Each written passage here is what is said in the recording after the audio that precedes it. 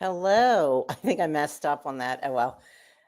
Anyway, welcome to the Smile Revolution Show. I'm Princess Wow, and we raise awareness to the healing power of a genuine smile.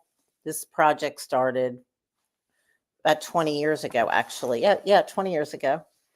If you haven't seen my show, the last time I saw my dead conscious, he gave me a big grin, and that smile changed my life for the better. But whoever's watching, some of you know, some of you don't. Well, anyway. I've had a radio show years ago, and I got back into interviewing during the pandemic, thanks to Richard Skipper. He was doing an interview show at some point during the pandemic and showed me how to get back and do this StreamYard. So here I am. This is a 202nd episode, but it's not really all interviews. I started doing shows to help people smile all during lockdown and all during the pandemic. And then I got back into doing my interviews. Okay, so before I bring on AMY RIGBY, I'm going to, okay, there's this, I'm going to read you a little bit. There's a book called 365 Ways to Give Thanks by Brenda Shoshana, one for every day of the year. So I'm going to read, actually, today's March 31st. It's my second mother's special day. I call it an honor day. It's her special day today, but I'm going to read something for April Fool's Day, which is tomorrow. Today, be a fool for love. Praise everyone you meet all day long. The biggest surprise we can give someone is to completely accept that person just as he or she is. Usually, before we accept a person, we want so many things about that person to be changed. Today, be a fool for love. Praise everyone you meet all day long. Find something real to praise them about, and then go ahead and do it. At the end of the day, you'll be flying high, and so will everyone else. There'll be lots of smiles tomorrow if you do that. If you're watching live, or most people watch on replay. But anyway, so I'm going to read you a little bit about AMY RIGBY. AMY RIGBY has established herself one of America's enduring underground indie artists, combining the insight and humor of country and folk songwriting with classic rock craftsmanship and punk DIY spirit. She formed pre-Americana country band Last Roundup, and Richard Hell's favorite girl group, the Shams, Matador, in downtown New York City before launching a solo career with 90s classic album, Diary of a Mod Housewife. AMY's honest, kinetic songwriter has earned her praise from critics. Pithy wisdom, acerbic pen, and sterling American guitar classicism from MOJO and other artists. Think Randy Newman and Loudon Wainwright at their best, says Steve Earle. Her songs have been covered by Laura Cantrell and Ronnie Spector, John Flansburgh of They Might Be Giants, and Maria Doyle Kennedy. Her 2019 memoir, Girl to City, was called an instant classic by the Big Takeover. You can smell the damp, see the clothes, hear the guitars, says Goldmine, yeah. She divides her time between New York and the UK with her husband and sometime duo partner, Wreckless Eric. Okay, so here she is.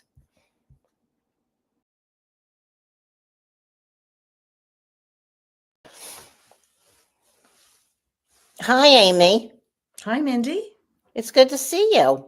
Yeah, it's good to see you in person. Yeah, we met once in person, remember? I did see you for a minute in the Hudson Valley before you moved. At the Lenny K show. The Lenny K show. Remember? Right? Yeah, so that was good. Such a great night, yeah. It was really fun. So anyway, I always like to start with how I met my guest. Mm-hmm. Okay, so I think I'm really good friends with Richard Barone. Okay. Who I met through Pete Seeger. It's always like everything goes back to Pete Seeger, Richard Wow. Barone. In the Hudson Valley. Hudson Valley, right? And then Mary Lee Cordes, who's been on my show, who I know you've played with. Oh, okay, right. I remember. Yeah, Mary Lee Cordes and John Cruth. Mm-hmm. Because John's a friend of mine too. And anyway, so that's how I connected in with you, like in the last year. Right. Yeah. So anyway, and I read your memoir, Uh-huh. Girl to City, which I loved. You're Oh, such a thank great you. writer. It's Oh, like I'm thank a you. big fan of your music and your writing with your it's so easy to read and you're just so interested. It's so quirky and interesting the way you Oh, write. thank you. I'm glad. Thanks. Yeah, so your memoir is this one, but you're working on a new one. You said it's almost finished? Yeah, Girl to Country, it's called. Okay. So Yeah, and girl so to it's follows on from Girl to City ends like when Diary of a Mod Housewife comes out in 96. And okay. then so this follows on to where I moved to Nashville and takes it from there. Okay, great. Okay. And then you moved to the Hudson Valley. That's No, actually, no. that's not in this book. Oh, Yeah, that's Girl, not in the Hudson Valley's not in this book. Then that's Girl probably the next one. Yeah, yeah, exactly. Well, no, Girl to Country, and no spoilers, but it ends in France. Oh. We moved to France. That where I lived before I came to the Hudson Oh, Valley. right, So, right, right, yeah, right. so it was a little bit of a journey, but it's there in the book, and how I meet Eric and how we got together, my husband, and so yeah, Reckless Eric, his stage name. yeah. So that's all in Girl to Country. Oh, okay, great. So when do you think that's going to come out? Is going to get it out in October. Oh, that's great. Yeah, I'm just revising it now, and I think I've kind of reached the point, like with these things, you could like keep going forever, but I kind of feel like I'm just like ready to get it out there. So I've been working on it since 2020. So That's great. And that's it's long enough. it's like time to move, get it out. Yeah, time Get to it move out there. on. Yeah. Oh, that's great. And I can't wait to get that. That'll be great. Thanks. And so, okay, so you have a new album out that this came out when in all, let's see, August 2024, right? Yeah. And I love it. It's really great. It's called Hang in There With Me. Uh-huh. And okay, so can you explain a little, like, does it title what that means? Well, the title is a line in one of the songs, which was the song was based on a chat box conversation with a Verizon person who was helping me hook up my dad's phone and cable, and a lot of the years of making the album were kind of my father's decline, and so that and also the pandemic, so it was kind of like a double sort of just disconnect and sort of emotional time, and I just felt this real connection with this chat person, Anjali, who was helping get the phone set up, and basically that song's like a transcription of our conversation, and they said hang in there with me, which I just because it always takes so long, and they're just like, and then I lost them, and just was like crying because I felt like we had this connection. Wow. And I felt it was early 2021, so I felt like I hadn't had much sort of interaction with anybody outside of my immediate family. So that line hang in there with me just really kind of stuck with me, that it just felt like so supportive and kind of like comforting and positive. And so I think that was like what I was trying to put that spin on everything and not go too dark. Keep moving forward and being positive. Right. That's really neat. That's great. It's good to know all the backstory behind that. Yeah. That's really cool. And then, of course, you have the song Bangs, and that we're both into bangs, you and I. I just read about a new kind of bang yesterday called the Coke bottle bang. Oh, I haven't heard about that. Because they're sort of like, they're kind of like go a little like I don't know, like a Coke bottle shape. Oh, that's funny. But there's the curtain bang and the right. There's all kinds of bangs. But in England, they call it fringe. In England, they call it fringe, which is where you're based right now. So everybody, so you all know, she's in England, north of London. Yeah. So I know there's many kinds of bangs. Right now, I'm more into the short. I usually like the short bang. you've got really nice thick bangs too. Like you've got nice thick hair. So I have thick hair, right? People think I have a wig on. I was told I have enough hair for 5 people years ago. No, it's amazing. So yeah, you can really carry off that really like, you know, sort of straight chop, because it really we could talk about bangs. I could talk about bangs forever. Right, right. I know. It's like it's true though that your song bangs. So tell the audience if they haven't heard your album yet. Your song bangs are so great. And I've never heard a song about bangs. Of course, I like. Oh my God, I like John Cruth when he heard you sing it. It's like, oh my God, you have to hear her song. You got to cover that song. It's such a way of. It's such a way of life. You know, it felt like it should be celebrated. It's great. No, it's really great. And all of your pop culture metaphors. Right. They all just, you know, I never like plan them out. It's just when I'm looking for a rhyme, I'll just grab like what works, and those are the ones that came. And yeah, Julie shampoo. It's although someone could like pick me up on that, because technically shampoo, I don't know if you remember, but she ends up with that. It's really kind of an uncharacteristic Julie Christie hairstyle. It's kind of curly, and she doesn't have bangs, but you know. Oh well, it works in the song. But yeah, it's artistic license. Yeah, right. Yeah, because now I don't remember, because it's a movie from what, the 70s.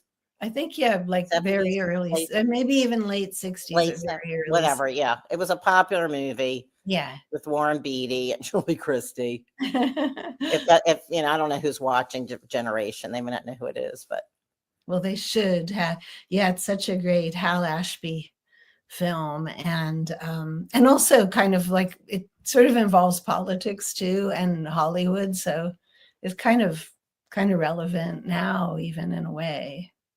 Actually, I may have to watch it again. Yeah, I might have to look it up. I watched it pretty recently, and you know, kind of like how Robert Altman's Nashville keeps ending up just being like, this is like now, you know, it's kind of great movies are like that, I think. Yeah, that's really neat. So anyway, and then so let's go back a little bit to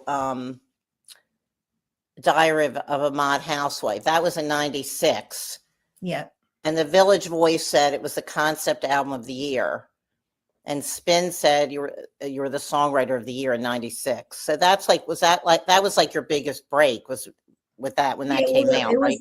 It was my first solo album. I'd been in bands for years leading up to that.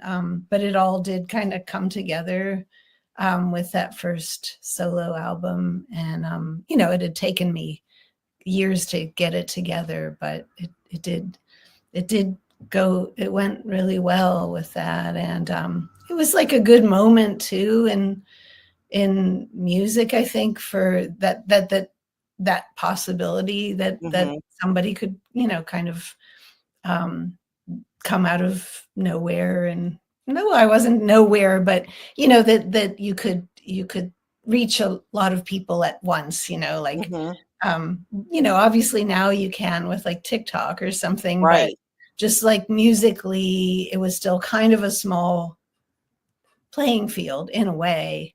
Not that many releases coming out every week that you just couldn't, like now, where you just can't possibly keep up with all the music that's coming out. So it felt like it was possible to make a big impression kind of quickly. And so it really did. It gave me a good start, like as a solo artist. And the fact that you were a mom is kind of amazing. You were able to do all that and still be raising a daughter.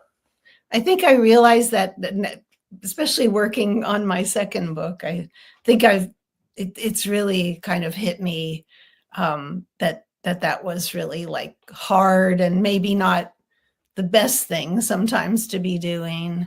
You know, I can see it as the years go on and writing about it, the impact that it had on my daughter, probably, you know, and the insecurity of the life that we had, Yeah. and also just how I don't think I was like crazy, but like how sort of focused and just I was very, very focused on just like keeping going with music, and that sometimes it just felt like it was kind of like nuts to keep trying, but I felt, you know, but it I'm also glad. felt rewarding too, and so yeah, I just kind of kept it going, and it must not have been too bad because my daughter ended up playing music too, so That's great. Yeah. yeah, so I think, you know, I don't think I gave her that bad of an impression of the world, you know. Right. Yeah. Oh, that's great. Oh, that's great. That's amazing. And so since then, do you have? I don't. Okay, so I mean, a lot of this is in your memoir too about those early those Uh-huh. years. So how did you get your book on your website? How do people order their interest in Um, your memoir? that's yes, you can order from my website or from any bookstore can get it in if they don't have it. Okay, It's available, you know, like at like Golden Notebook in Woodstock. right. They've had it, and yeah, Spotty Dog in Hudson, or any bookstore can order it through Ingram, which is where you know, any bookstore Okay, in the country can order through that. Most of them get books through that distributor. So okay, it is, yeah, it's okay, there. great. So you have a tour coming up, or you're on tour now. Absolutely. I mean, you're doing something. I know this Um, weekend in I'm England, right? I'm doing something in Wales. It's a In Wales. literary music festival Oh, in I think it's a town called Larne, which is where I think maybe Dylan Thomas comes from there. And oh, so it's very sort of it's a very poetry oriented town. And so yeah, that should be fun. And and then the next week I come to New York and do a little rehearsing and play some gigs in Metuchen. I think that's how you say it, Metuchen, New Jersey, okay. and Pittsburgh, um, Which is where you're and from. uh, and Philadelphia, and the Spotty Dog in Hudson, Hmm. And which that's I'm April 12th, Saturday, April yeah, 12th. and Yeah. I'm looking forward to that because I Spotty Dog is a bookstore bar in Hudson, New York, and I worked there for 12 years, and yeah, it just was like such a special place and special part of my life. And when we were moving to England last summer, things were just such a frenzy. I never really got to like, you know, say goodbye. I never really got to do like a final gig Oh, there, you know, uh-huh. and I hopefully it isn't final. I'd love to go back when this next book comes out, and hopefully I will. I worked there for years, like looking at the, you know, the autobiography memoir bookshelf was like right across from the bar, and Uh-huh. I just like saw everyone's books up there, and I just was like, I cannot quit until like my book is on that shelf. And eventually like it was, but it was kind of it was a kind of combination of like inspiring and also like nagging me, like, you know, it just takes a lot of time Yeah, to get a book out. So right. And how um long did it take you to do your first memoir? the first one really did take a long time because I I think it took about 10 years really. It Yeah. took me, you know, I I wrote a first draft, and then I, you know, was kind of like got involved with an agent, and, you know, was really kind of learning about writing a book basically as I Mhm. went along. And then the whole sort of agent process that helped make it a better book, I think. You know, and that took another couple of years to really kind of like cut it down and shape it better and work with an editor, and yeah, so all of that. Mhm. It just, well, so this one was more like five. The net second one feels like it's about 5 year We process. also So had the pandemic, so you didn't weren't touring. yeah, so Right, so so you had more time. I A had lot of some. people wrote books during the pandemic. Well, the first year of the pandemic, I hadn't had a chance to do an audiobook of Girl to City. So I did a podcast version where once a week I did a chapter. And so there were 20 episodes. And yeah, it's like on Apple Podcast, all the. I didn't know that. Yeah, so it's really there cool. as an audiobook in that form.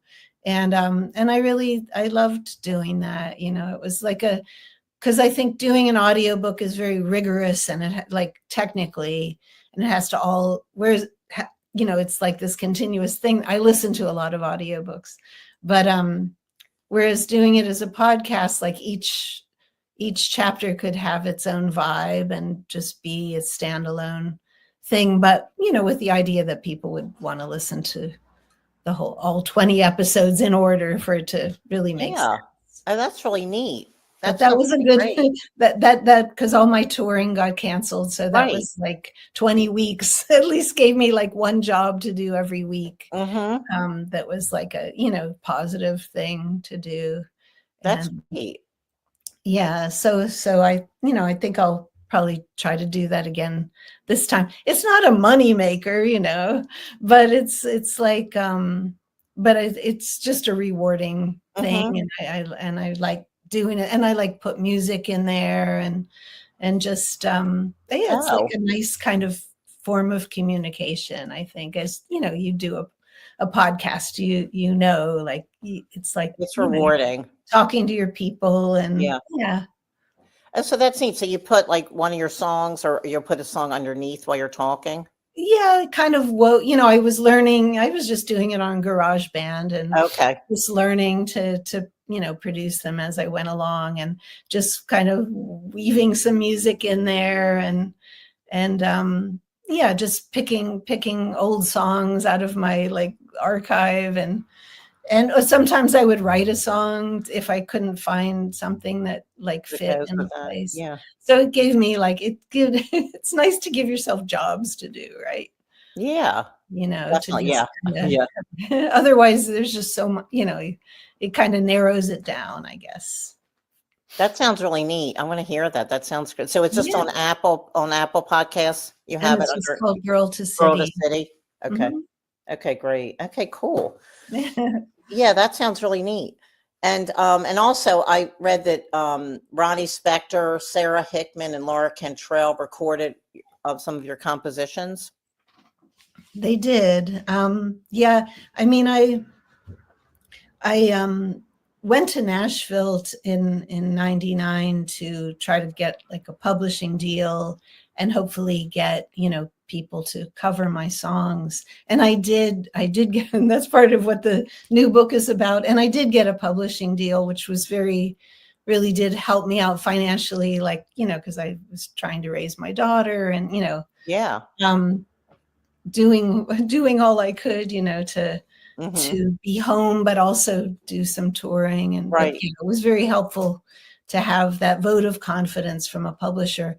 But none of my cuts, you know, like really ever, all of them came through my own sort of personal relationships. Like Laura Cantrell was a DJ at WKCR, the Columbia radio station in New York, and she, you know, so, and WFMU, like, so I met her through that, and then she started her own artist career and was great and recorded one of my songs. And Ronnie Spector, you know, a couple guys that played with me in New York City also played in Ronnie's band, and we opened for her at the Bottom Line one time, and I played this song and said, I think Ronnie should cover this song. And you know, backstage she was like, I really like that song, I do want to cover it, which was like a live pitch, you know. It was great. That's amazing.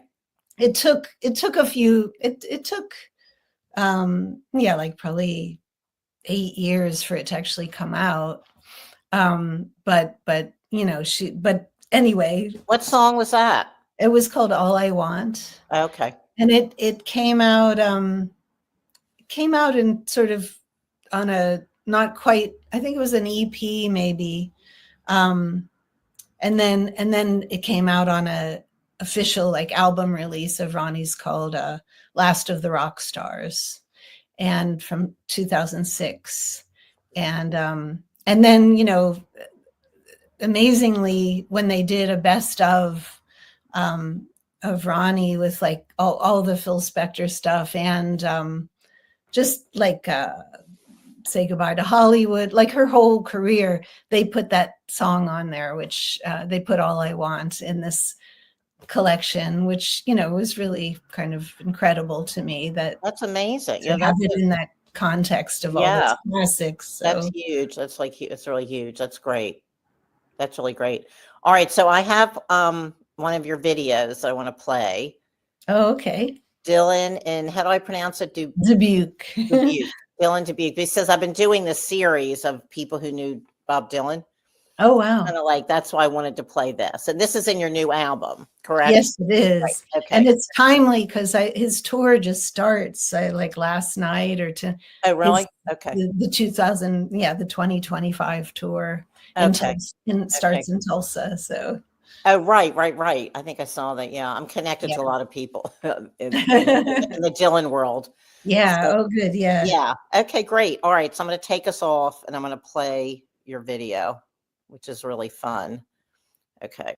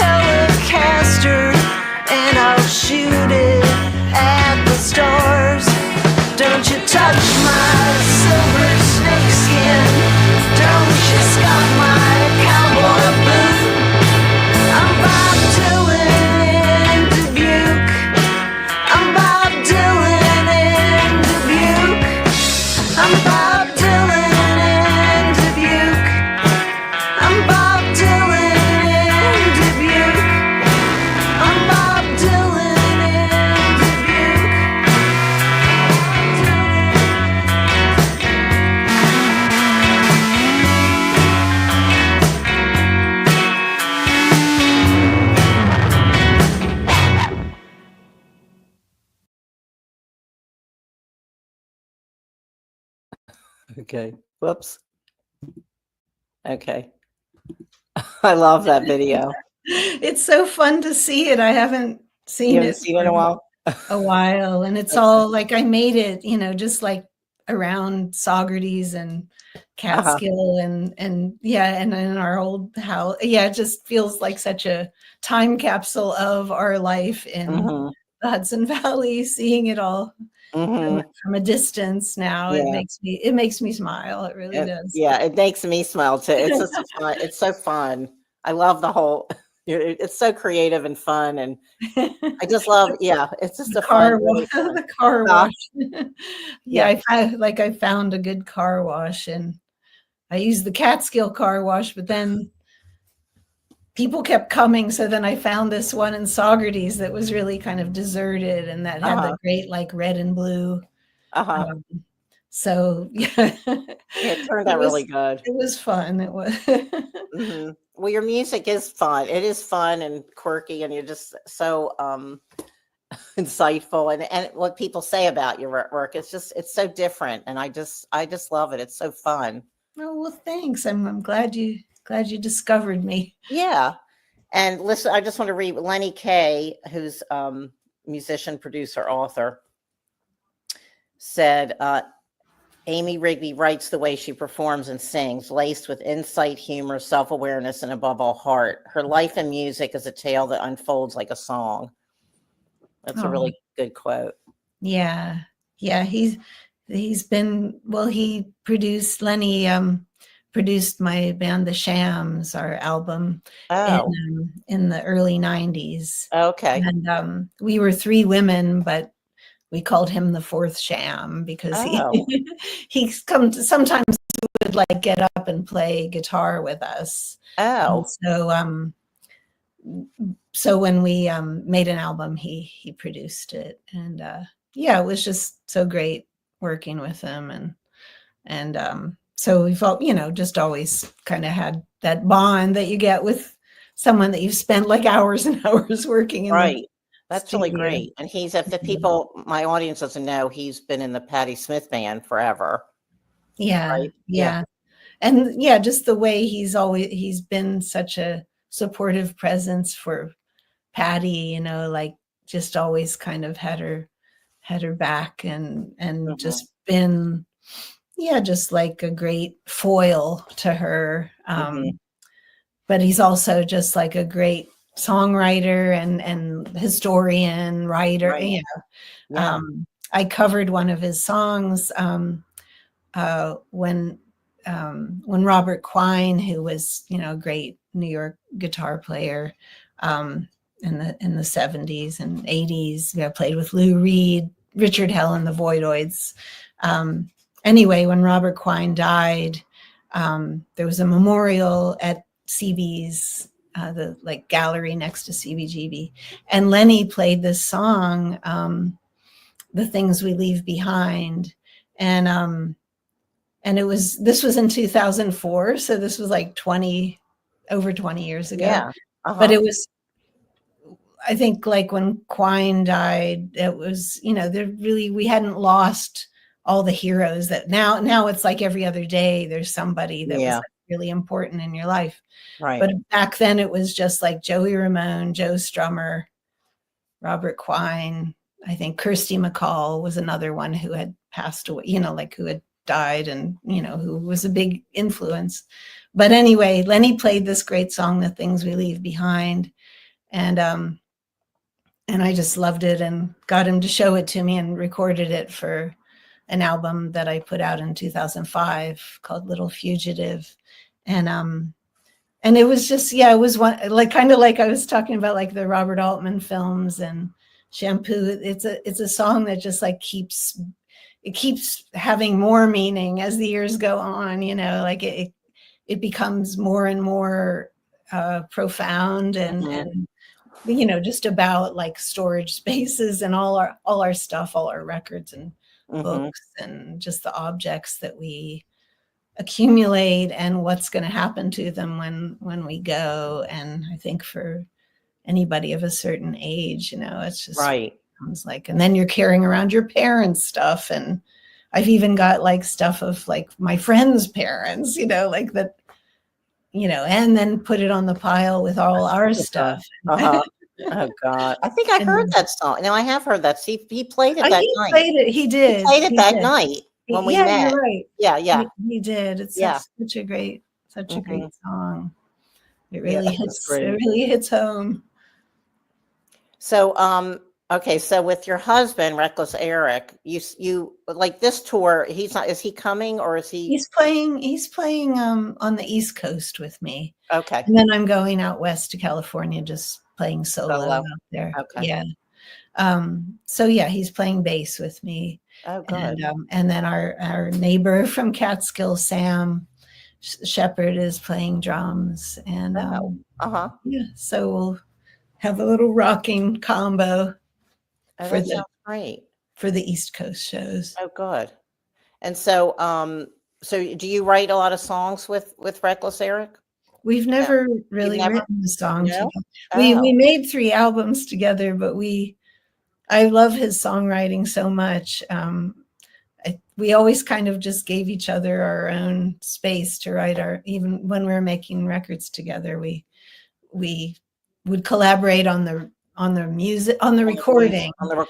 Okay. But we would bring the kind of the songs in, as we'd kind of come up with them. And so that's pretty much, so we collaborate on the sounds and arrangements and things like that. But I really love his words and his kind of just the feel of his songs. I don't know. I've done quite a lot of co-writing, but it almost works better with a stranger. Okay. Huh. Okay. Yes, it's interesting. I think we vowed that if we make another record, or when we do get around to making another like duo record, that we will force ourselves to like sit in a room together and try to come up with the actual songs that we wrote together. But we'll see. Okay. We'll see. Well, I saw that video of the two of you, like how you is that he has that his hit song, right? That song about how you met in Hull. Yeah. Yeah. The Do You Remember That, the video? Yeah. That's really great. Yeah, so that we were doing a tour opening for Yo La Tengo. This was back in like 2009, I think. And I wrote that song so that we could kind of introduce ourselves to the audience. Like, you might wonder what we're doing here. And that was kind of like what, that was sort of the inspiration for it. But it became one of those songs that I just really love to play because even though it's so specific to like our story, it is like just a love story, and people can feel that and relate it to their own either their own relationship or like their wish that they had something like that, and so it is such a hopeful song. I really like to play that one. So you did meet on stage? We did, yes. It was sort of on stage. It was at a gig. It was at a gig in Hull. In Hull, right? And I the promoter there like knew that I was covering Whole Wide World, one of Eric's songs, the one that the romantic one that everybody. Oh, well, that's what I was talking about. It was that one actually. So that that one he wrote. He wrote that, about you, right? So then there's another, and you can look up this. It is a cute video called "Do You Remember That?" Where it tells how we like met and got together. But and so I was playing his song, and then he Whole Wide World, right? Okay. Yeah, and that was, and so the promoter kind of put us together. And we did sort of meet like at the gig, and then like we didn't see each other for a couple of years, but we kind of kept in, and it was kind of even, it wasn't like pre-email, but it was like it was in the early 2000s, so people weren't, there was much less sort of there was no texting, and there was much less lines of communication Right, between right. like England and America. And, like maybe you'd have to like ask somebody to ask someone else to get someone's email address, like people, I think he had a website and I had a website, but and so after the first time we met, it felt like every time I'd go and play in the UK, someone somewhere would say like, "Oh, Wreckless Eric said he was going to come see you tonight," and then like he wouldn't show up.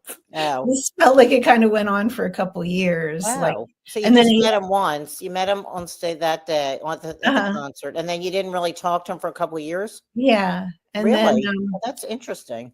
and then Yola Tango had they had their Hanukkah shows they do every year, and they used to do it in Hoboken at Maxwell's, and they in 2004 they had the Shams, my old band that Lenny Kaye produced, and Wreckless Eric as one of the guests, and that was so I met him again in Hoboken.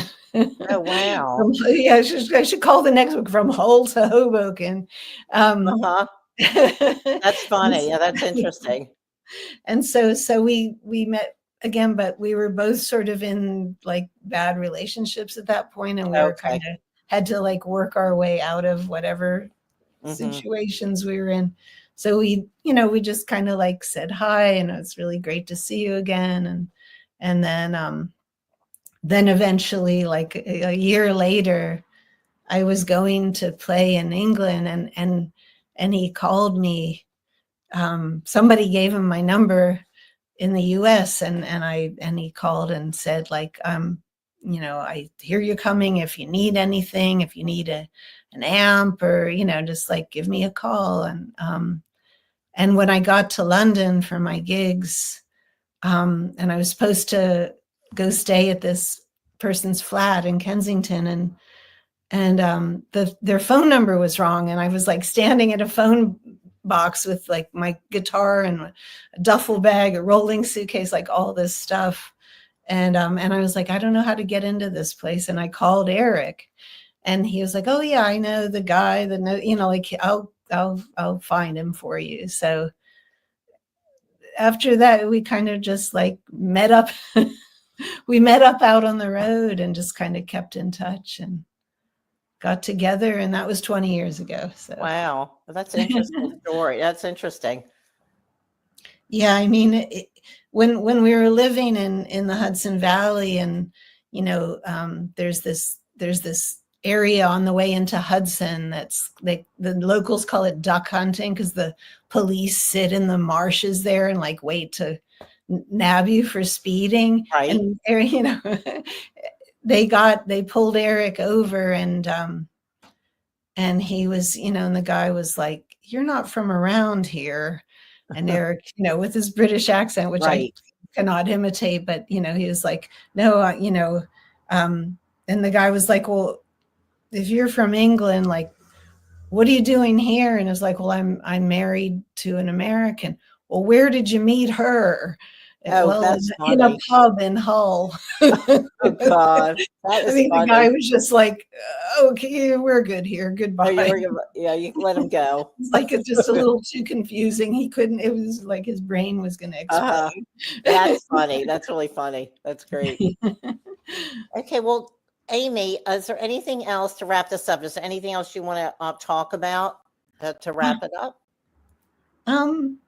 I guess, I mean, no, it's been great talking. I have a Substack as well. I know everybody does have, but I've been writing online forever. Like I had a blog all through the 2000s, and so now it's still a blog, but also a Substack, Right. Diary of Amy Rigby, and I just love writing on there. It kind of keeps me in writing practice, I Right. think.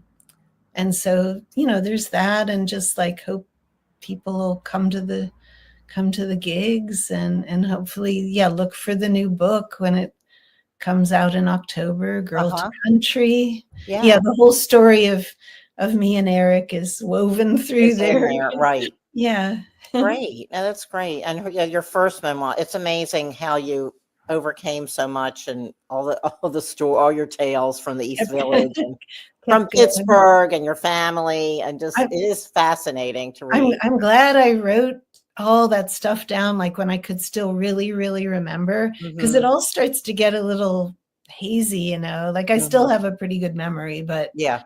but all the details for like, you know, Binny Bon and, you know, Dave's luncheonette, and, you know, just all the details of New York through the 70s, 80s, and 90s. Great. It's really great to read. I'm glad. I mean, now you could like search on the internet for stuff and not even find it, you know, things that used to exist. You know, it's no guarantee that there's any record of it out there. So it was nice that those kind of details like resonated with people too, like just places they remember. And it's really great. The whole scene. Yeah. So anyway, I'm so glad I got to. Yeah. Thanks. I'm glad we could do this. We were supposed to do this in England. It didn't work out. But anyway, whatever. It was a long journey, but we hopefully I'll see you either in the Hudson Valley or back over in London when you come over next time. Hopefully I can get to the show on April. We'll see. If it works out, I'd like to come. I think it'd be really great. And I love your music, and I'm a super fan. I love it. I love your writing, everything. I hope you can, but if not, I will come back. I will be back. Yeah, we'll see what happens. I'll see if I can. So that'd be great. And anyway, thanks so much, Amy. It's great to see you. Thanks, Mindy. And good luck on your tour. Thanks. And I'll talk to you later. Yeah. Okay, great. Thanks. Okay, thanks. Bye. Okay,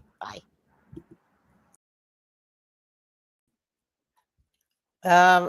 Whoever's on live, hope you enjoy that. Amy's really great. And so I think I am going April 12th. If anybody wants to come who's watching this locally, meet me there. I want to meet her husband, Wreckless Eric, too. And so I think it's going to be really a great show. April 12th, Saturday at 7 at Spotty Dog Bookstore Cafe in Hudson. So anyway, lots of love, and I will see you next week. I'm not sure exactly who I'm interviewing. We'll see. What's a surprise? It's a surprise at this point. We'll see what unfolds for next week. But anyway, thanks for watching live or on replay, and keep smiling, keep sweet. There's always good going on, no matter what. And there's a lot of good going on in spite of what else. We're not going to get into anything. But anyway, thanks for watching, and lots of love. And if you like this show, subscribe, share. And if you have any ideas for some guests, let me know. And I'll talk to you later. Lots of love. Bye. So the outro. Okay. Oops. Okay. It's called the Smile Revolution that comes, goes round and back to you. So smile, smile, smile, a simple smile will do.